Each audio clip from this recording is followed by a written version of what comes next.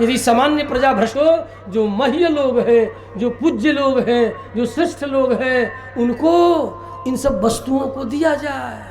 तू अपने ज्ञान विज्ञान से यदि बिगड़ भी गए, भ्रष्ट भी हो गया और सामान्य व्यक्ति, तो जो ज्येष्ठ और श्रेष्ठ लोग हैं उसे मह कहते हैं। मह्यते असंग मह, मह्यते पूज्यते, जो सम्मान के योग्य है, चाहे वह कहीं भी हो, देवता में हो, मनुष्य में हो, पशु में हो, त्रियग आदि शरीरों में हो, जिनका सभी सम्मान करते हैं उनके पोषण के लिए। फिर कहते हैं सारी प्रजा जिससे उत्पन्न होती है उस प्रजापति के लिए इदम प्रजापति इदम प्रजापते इदम प्रजापते नमः। क्योंकि कोई भी प्रजापति तब तक नहीं हो सकता जब तक कि पृथ्वी का सत्व प्रतिष्ठित न हो, वायु का सत्व प्रतिष्ठित न हो, चंद्रमा का सत्व प्रतिष्ठित न हो। सब अपने अपने स्वरूप में जब आपकी जो प्रजा उत्पन्न होगी, आपकी जो संतान उत्पन्न होगी, क्योंकि उसके शरीर में पृथ्वी भी प्रतिष्ठित है, अग्नि भी प्रतिष्ठित है, वायु भी प्रतिष्ठित है, आकाश भी प्रतिष्ठित है, पंच महाभूत प्रतिष्ठित है। तभी तो गोसाई जी ने मानस में कहा, क्षिति जल पावक गगन समीरा रचित यह अधम शरीरा।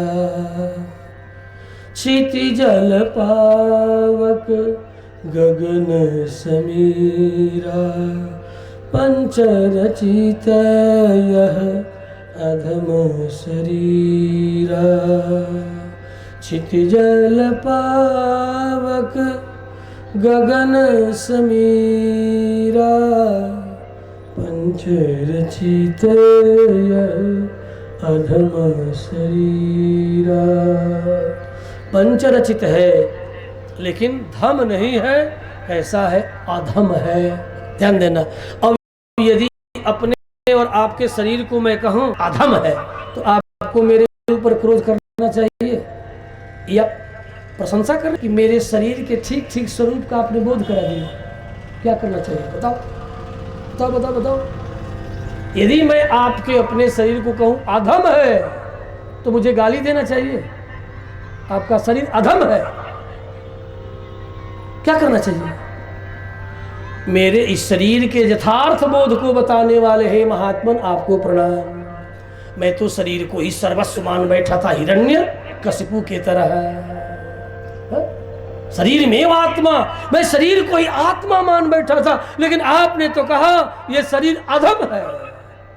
आपने शरीर के ठीक ठीक तत्व को बता दिया, इसलिए आपके प्रति धन्यवाद, तो आपका अभिनंदन, आपका आप वंदन करना चाहिए, अभिनंदन करना चाहिए। ये हमको गरियाना चाहिए नहीं ना? नहीं, बोलो भाई, क्या करना चाहिए? ठीक ठीक तत्व को जानना और जनाने वाले का आदर करना चाहिए, अनादर नहीं करना चाहिए। कि देखा दादा हमारा हतना बढ़िया शरीर है, सोना लेखा हमारा शरीरवा कहीं देखो कैसा साधु बड़े कहते रहे कि अधम हो, महाभारी तू अधम है जी। अब डायरेक्ट किसी को कहे तो महाभारी अधम है तो दुखा जीवो कि ना दुखा जीवो? लेकिन इस साँच बाकी महाभारी अधम शरीर है और डायरेक्ट कहे राकेश महाभारी तू अधम है रे। अब खिसिया जाएगा चेला हमारा, आज कह रहे 17 वर्ष पूरा, वो बहुत भक्त है, मालिक रहा है, पता नहीं अब कर रहा है कि छोड़ दिया, भगवान जाने। क्षिति जल पावक, ये अधम है शरीर। ऐसा नहीं है कि केवल आपका, जावत यहाँ तक चिट्टी से लेकर के ब्रह्मलोक पर्यंत का शरीर जो बंधन देने वाला है, क्या है? अधम है। ये मत सोचना कि देवताओं का नहीं है, उनका भी अधम ही है। हाँ, उनके भी शरीर में मिट्टी है लेकिन कम है। ये मत सोचना कि नहीं, ब्रह्म पर्यंत त्रिवृत कर्ण प्रक्रिया में सत्यलोक से लेकर के भूलोक पर्यंत जितने शरीर हैं, हाँ हमारे अपेक्षा कुछ अधिक तेजोमय है, देवताओं का शरीर, लेकिन है कुछ अधिक अधम हम मनुष्यों का शरीर है। उन देवताओं की अपेक्षा, हमारे अपेक्षा देवताओं का शरीर कुछ कम अधम है। इसलिए धम का अर्थ होता है तेज, प्रकाश। अधम माने प्रकाश रहित, जो दूसरों के प्रकाश से प्रकाशित होने वाला है, इसलिए इसे अधम कहा। और धम से ही धाम बना है। धाम माने तेजोमय, प्रकाशित जो लोक है उसको धाम कहते हैं। जो तारने वाला है, जो आत्मा प्रकाश से भरने वाला है, उसको भी जगत में भी जो तीर्थ आदि है उसको भी धाम कहा जाता है। अपेक्षाकृत वह भी धाम है, इसलिए कि तारने वाला है, आपके स्वरूप को प्रकाशित करने वाला है, आपको बताने वाला, समझाने वाला है, इसलिए वह भी धाम कहलाता है। तारने के कारण तीर्थ भी कहलाता है। त्रितारण देव से तीर्थ, जो हमारे आत्म स्वरूप को प्रकाशित कर दे, बतावे।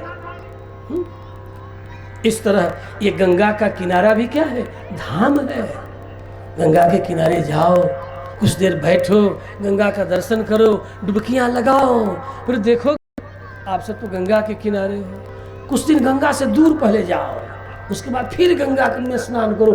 एक दिन में पता चल जाएगा कि गंगा स्नान का परिणाम हमारे शरीर में क्या परिवर्तन हो रहा है। एक दिन में है? मैं बहुत दिनों के बाद गंगा स्नान किया हूँ कल। एक दिन में ही मुझे अनुभव में आ गया कि गंगा का स्नान का क्या परिणाम है।